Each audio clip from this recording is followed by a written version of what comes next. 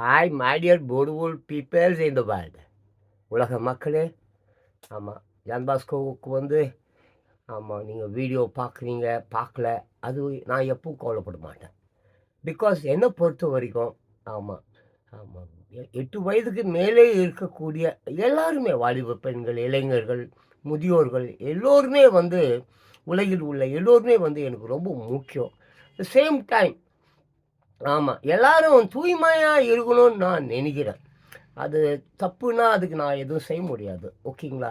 So, இப்போது நான் ரொம்ப நாளுக்கு முன்னால் 2, 3 வருஷங்களுக்கு முன்னால் நான் சாக்ரட்டீஸ் அவர்களின் பொன்மொழிகள் பற்றி நிறைய போட்டிருக்கேன். ஏகப்பட்ட வீடியோக்கள் யூடியூப்பில் இருக்குது. அண்ட் அகைன் அவரை யாரும் மறந்துடக்கூடாது. அதுக்காக தான் மறுபடியும் நான் அதை கையில் எடுத்துக்கிட்டேன். இப்போ அவருடைய பொன்மொழிகள், சாக்ரட்டீஸ் அவர்களின் பொன்மொழிகள், சி திஸ் புக். ஓகேங்களா?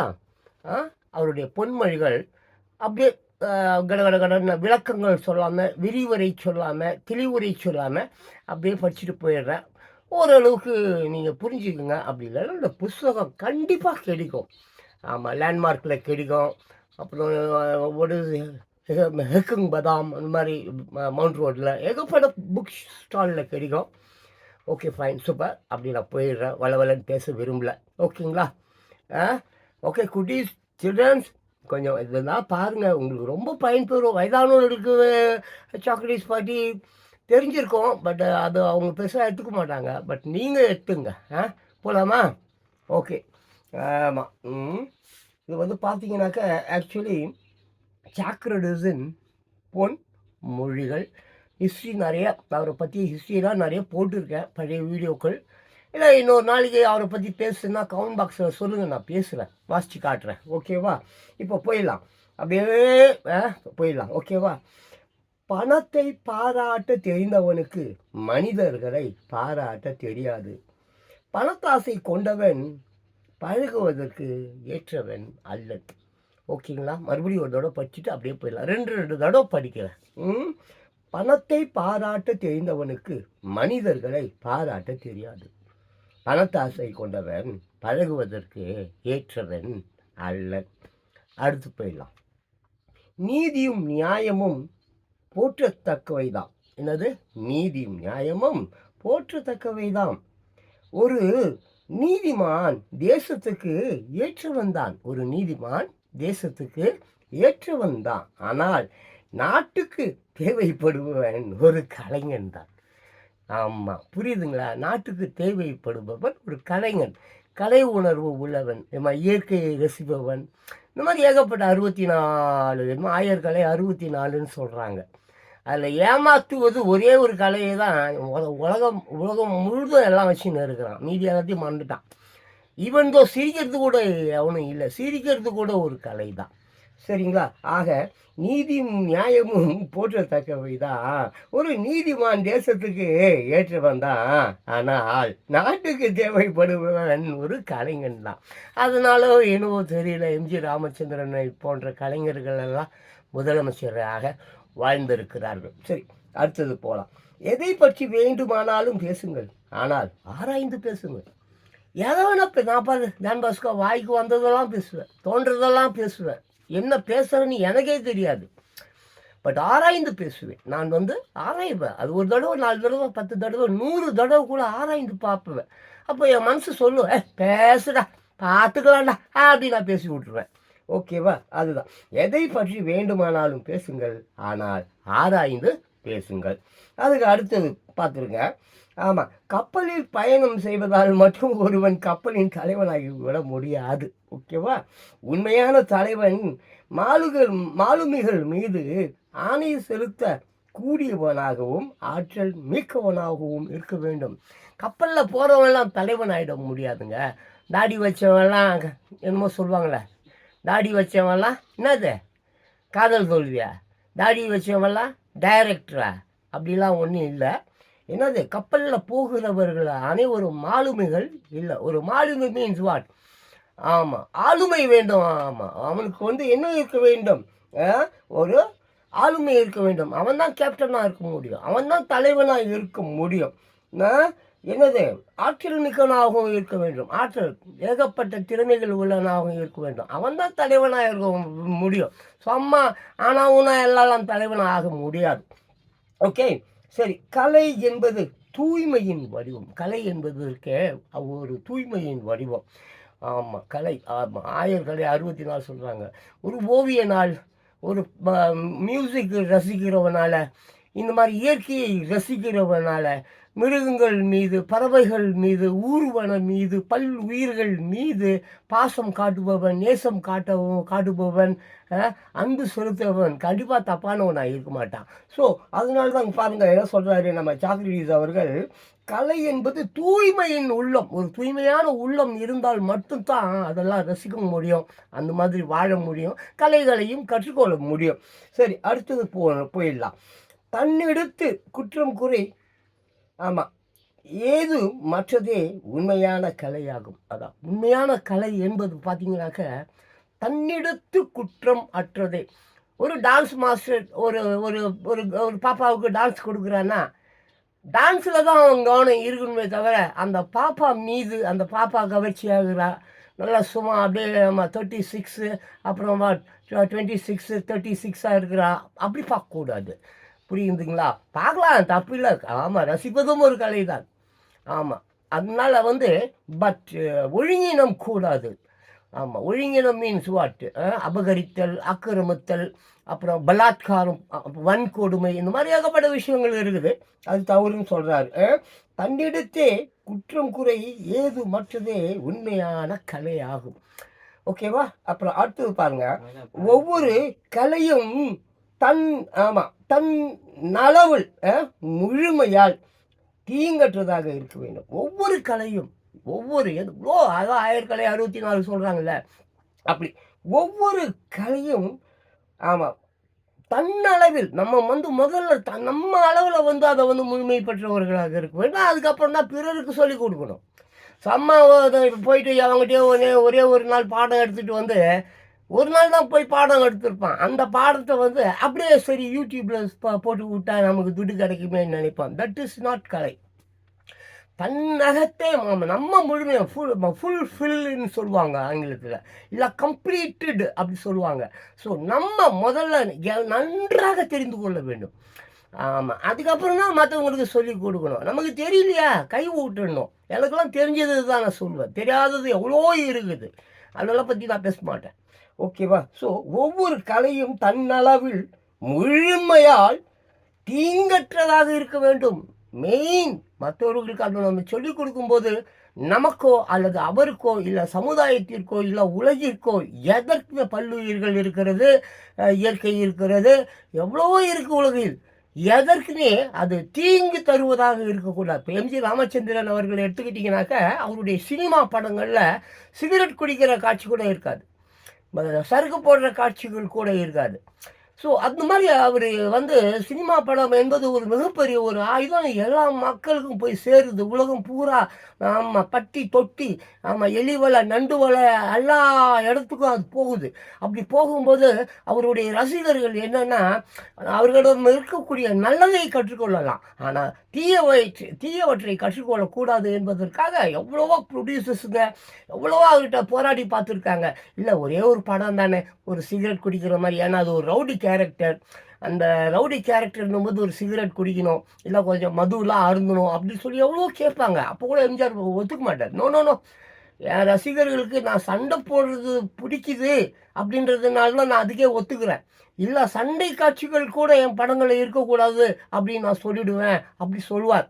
சரி, அது பார்த்துடுவேன். ஓகேவா? ஒவ்வொரு கலையும் தன் அளவில் முழுமையால் தீங்கற்றதாக இருக்க வேண்டும். சரிங்களா? அப்புறம் அடுத்தது பாருங்க, வாழ்க்கையை சிறந்த முறையில் நடத்துகிறோமே, என்னது வாழ்க்கையை சிறந்த முறையில் நடத்துகிறோமே அல்லது கீழான முறையில் நடத்துகிறோமே என்பதில் அக்கறை காட்டுங்கள். ஒரு வாழ்க்கை என்பது நானும் அக்கறை காட்டுவேன். நம்ம வாழ்க்கை சீரானதா, சீர் இல்லாததா, அசிங்கமான ஒரு வாழ்க்கையை நான் நடத்தி கொண்டிருக்கிறேனா, இல்லை உயர்ந்த ஒரு வாழ்க்கையை நான் நடத்தி கொண்டிருக்கிறேனா என்று நான் ஆய்வு செஞ்சுக்கினே இருப்பேன். ஒரு நாள் காலையில் எழுந்தா சாயங்காலத்துக்குள்ளே நான் எத்தனை தவறுகள் செய்தேன் அப்படின்றத எண்ணி வைப்பேன். ராத்திரி தூங்கும்போது ஆமாம், நம்ம இன்றைக்கி எவ்வளோ தவறுகள் செஞ்சோம், 1 2 3 கணக்கெடுப்பேன். கணக்கெடுத்துட்டு நாளைக்கு இதே தவறு செய்யக்கூடாது அப்படின்னு சொல்லிட்டு முடிவு எடுத்துகிட்டு தான் தூங்குவேன். அப்புறம் தான் எனக்கு தூக்கம் வரும், இல்லை எனக்கு தூக்கம் வராது. ஓகேவா? ஸோ அந்த மாதிரி வாழ்க்கையை சிறந்த முறையில் நடத்துகிறோமே அல்லது கீழான முறையில் நடத்துகிறோமே என்பதில் அக்கறை காட்டுங்கள். ஒவ்வொருவரும் அக்கறை காட்டுங்கள். ஒவ்வொருவரும் தினம் தினம் நம்ம எழுந்திருக்கிறோம். தினம் தினம் லட்சக்கணக்கான பிரச்சனைகளை சந்திக்கிறோம். தினம் தினம் துன்பம், துயரம், அது லொட்டு லொசுக்கு சமாச்சாரம், அது அப்பா ஸ்கூலுக்கு போக முடியல, அது போக முடியல, இதை சாப்பிட முடியல, அதை வாங்க முடியல, பிள்ளைகள் தொல்லை, இப்படி சமூக தொல்லை, இப்படி ஆஃபீஸ் தொல்லை, இப்படி வயிற்று தொல்லை, வேற உபாதைகள், நோய், இப்படி ஏகப்பட்ட எல்லோருக்கும் உலகில் 800 கோடி பேர் இருக்கிறாங்க. 800 கோடி பேர்களுக்கும் பிரச்சனை இருக்கிறது. பிரச்சனை இல்லாத ஒரே ஒரு ஜீவன் கூட இந்த உலகில் இல்லை. சாவி இல்லாத வீடு இருக்குதா? சொல்லுங்க பார்க்கலாம். அடுப்பு இல்லாத வீடு இருக்குதா? இருக்குது. நிறைய பேச்சுலர்ஸ் வீட்லலாம் அடுப்பே கிடையாது. அதை பற்றி நான் பேசுவேன்ல. இது ஒரு இதுதான். உடனே கமெண்ட் பாக்ஸில் போய்ட்டு பேச்சுலர் நாங்கள்லாம் அடுப்பே வச்சுக்கிறது இல்லையா, நாங்கள் ஹோட்டலில் தான் சாப்பிட்றோம், நீ என்னமோ தாடியை வச்சுக்கின்னு வயசாகிட்டா நீ பாட்டு இஷ்டத்துக்கு பேசுவியா, இஷ்டத்துக்குலாம் எங்களை திட்டுவியா, அப்படிலாம் என்கிட்ட பேசக்கூடாது. என்கிட்ட பேசலாம், நீ பேசிட்டு போ. இல்லை என் வீடியோ பார்க்காத, நீ பார்க்கலன்னு நீ பார்க்கறதுக்காக நான் வீடியோ போடுறேன். நான் என் சந்தோஷத்துக்கு வீடியோ போடுறேன். புரியுதா? நீ வியூஸ் போடுவேன், கமெண்ட் போடுவேன், லைக் போடுவேன்றதுக்காக நான் வீடியோ போடல. எனக்கு சந்தோஷமாக இருக்குது, நான் போடுறேன். 4 பேர் பார்க்கலன்னா நான் பார்த்துட்டு போகிறேன். புரியுதா? அவ்வளோதான். ஸோ வாழ்க்கையை சிறந்த முறையில் நடத்துகிறோமே அல்லது சீரான முறையில் நடத்துகிறோமே என்பதில் அக்கறை காட்டுங்கள். அப்படி அக்கறை காட்டினாக்கா கண்டிப்பாக சமுதாயம் நல்லாயிருக்கும், உலகம் நல்லாயிருக்கும், இயற்கையும் நல்லா இருக்கும். இந்த பேரிடர் கீரிடர் அது லொட்டு லொசுக்கு, அப்புறம் உலக சண்டை, 2வது ஃபஸ்ட்டு உலகப்போர், 2வது உலகப்போர், 3வது உலகப்போர், 4வது உலகப்போர், 5வது உலகப்போர், 6வது உலகப்போர், இன்னும் எத்தனை போர் வரப்போதோ யாருக்கு தெரியும்? வெயிட் பண்ணி பார்க்கலாம். அப்போ உங்களுடைய அறிவு மற்றவர்களுக்கு பயன்பட வேண்டும். அதை உங்களுக்காக மட்டுமே வைத்து கொள்ளாதீர்கள். அதுதான் நான் செஞ்சுக்கிட்டு இருக்கேன். அதுக்கு தான் என்னை கழுவி ஊற்றுறானுங்க. சரி, நம்ம அறிவை நம்மளே வச்சுக்கூடாது, அது எல்லாருக்கும் பயன்படணும் அப்படின்றதுக்கு தான் படிப்பு சொல்லிக் கொடுக்குறேன், டான்ஸ் சொல்லிக் கொடுக்குறேன், மியூசிக் சொல்லிக் கொடுக்குறேன், நல்லது புத்திமதிகள் சொல்கிறேன், பழமொழிகள் சொல்கிறேன், விடுகதைகள் சொல்கிறேன், இன்னும் ஏகப்பட்ட விஷயங்கள். இப்படி எனக்கு தெரிஞ்ச விஷயங்கள் அது நம்மளோடையே இருந்து அப்படியே உள்ளுக்குள்ளேயே இருந்து அப்படியே மக்கி மக்கி மக்கி மக்கி மக்கி ஒரு நாள் யாருக்கும் அது உதவாமல் போயிடும். அப்படி போகிறதுக்கு பதிலாக வேறு யாருக்கா பயன்பட்டுமே, நல்லதோ கெட்டதோ நமக்கு தோன்றதை நம்ம சொல்லிக்கிட்டுமே. அப்படி தான் நான் சொல்லிக்கிட்டு இருக்கேன். அது பிடிக்கும், சிலருக்கு பிடிக்காது, அதுக்கு நான் ஒன்றும் பண்ண முடியாது. எனக்கு இட்லி பிடிக்கும், உனக்கு பிடிக்காது. உனக்கு தோசை பிடிக்கும், எனக்கு பிடிக்காது. எனக்கு பிடிச்சதெல்லாம் உனக்கு பிடிக்கணுன்ற நான் சட்டமா, இல்லை உனக்கு பிடிச்சதெல்லாம் எனக்கு பிடிக்கணுன்ற சட்டமா? என் மனசு வேற, உன் மனசு வேற, என் உள்ள வேற, உன் உள்ள வேற. நான் நல்லதுக்குள்ள சொல்கிறேன், பிடிச்சா ஏற்றுக்கோ, பிடிக்கலாம் போயிட்டாரு, அவ்வளோதான். நீ எவ்வளோ கெட்டதுகள் பண்ணுற, எனக்கு பிடிக்கல, நான் எடுத்துக்கணும்னா என்ன? இல்லை இல்லை, நல்லா தானே இருக்கிறேன், எந்த குறையும் இல்லாமல் தானே இருக்கிறேன். எனக்கு நான் ஏதோ குறையா? உனக்கு 1000 குறைகள் இருக்குதுப்பா, எனக்கு குறையே இல்லைப்பா. சரியா? அவ்வளோதான் விஷயம். ஓகே, உங்களுடைய அறிவு மற்றவர்களுக்கும் பயன்பட வேண்டும். அதை உங்களுக்காக மட்டுமே வைத்து கொள்ளாதீர்கள். யார் சொல்கிறாங்க? சாக்ரட்டிஸ் சொல்கிறாங்க. தத்துவ மேதை மாபெரும் சிந்தனையால் சாக்ரட்டிஸ் சொல்கிறார். சாக்ரட்டிஸ் இயேசுநாதருக்கு முன்னாலேயே பிறந்தவர். தெரியுங்களா? தெரியுமா? தெரியாதா யாருக்காவது? இயேசுநாதருக்கு முன்னாலேயே பிறந்தவர் சாக்ரட்டிஸ். நானே சில நேரங்களில் நினைத்துக் கொள்வேன், சாக்ரட்டிஸோடைய புஸ்தகத்தை இயேசுநாதர் படித்திருப்பாரோ, எம்ஜிஆர் படித்திருப்பாரோ.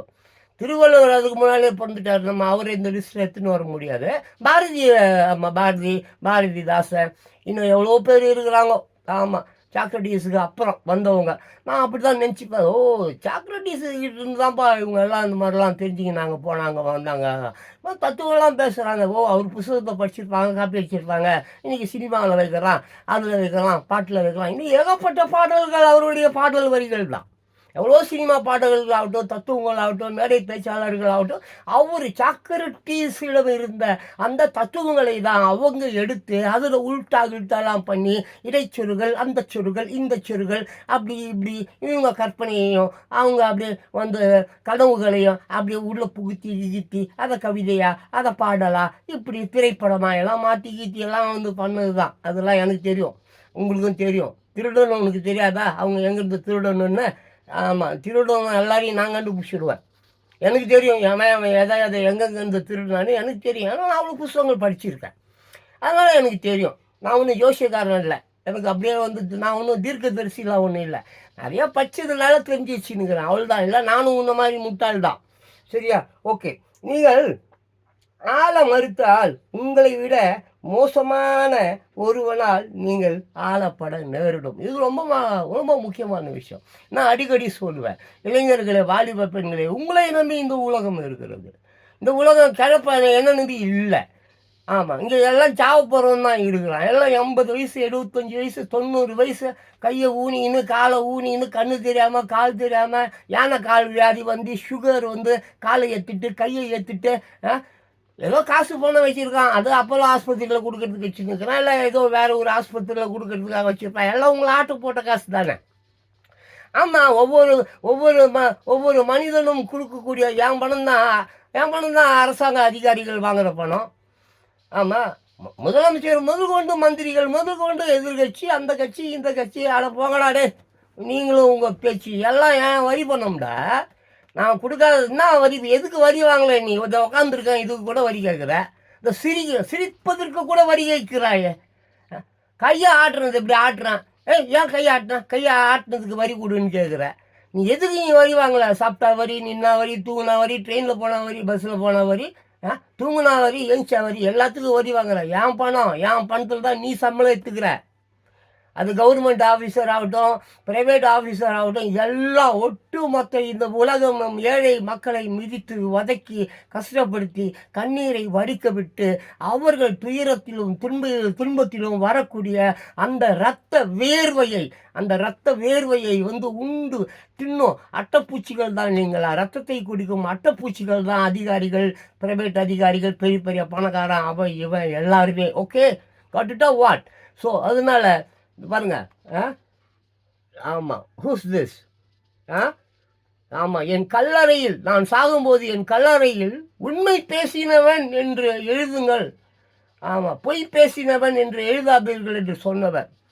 ஆமாம், அவர் வந்து இவரை வந்து அப்போது எங்கள் ஏஜென்ஸில், கிரேக்கத்தில் ஏஜென்ஸில், அப்போ இவர் வந்து இளைஞர்களை எல்லாம் வந்து தன்வசப்படுத்துகிறார். சின்ன பிள்ளைங்களுக்கெல்லாம் வந்து பணக்காரங்களை பற்றி தப்பாக சொல்லி கொடுக்குறாரு.